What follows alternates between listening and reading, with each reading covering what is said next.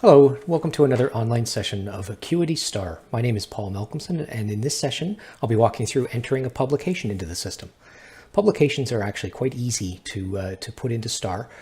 Typically, with a journal article, you will have a PubMed ID. So to access the publication screen, I'm going to click on Research and Scholarly Activities, then on Publications.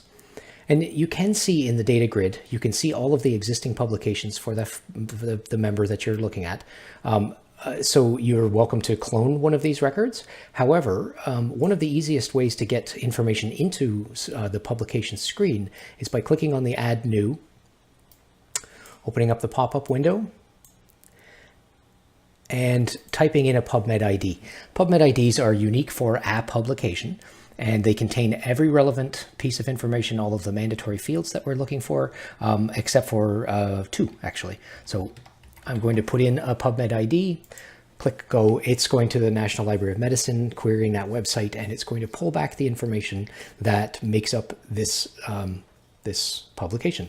So we're going to look for what type of publication is it, when was it published, what date was it published on, the title, the authors, and all of the citation information that we're expecting to come back from this web check. There, it's starting to come back. So we know it's a journal article.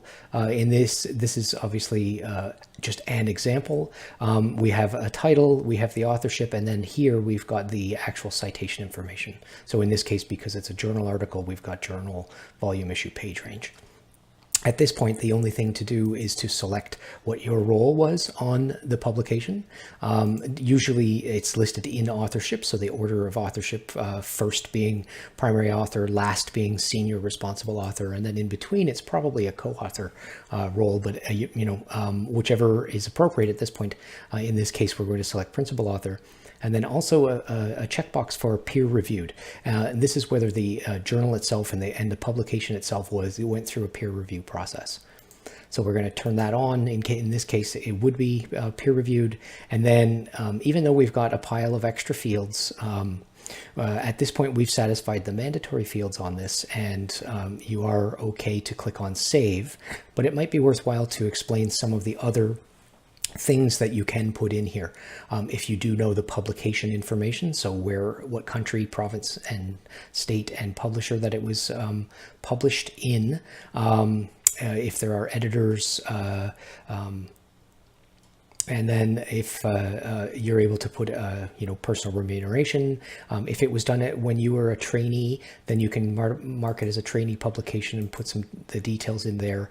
If you do feel that this particular publication highlights some of your most significant work, then you're able to put the most significant publication checkbox and then some text in here describing why it would be considered your most, how relevant it was or what the impact was.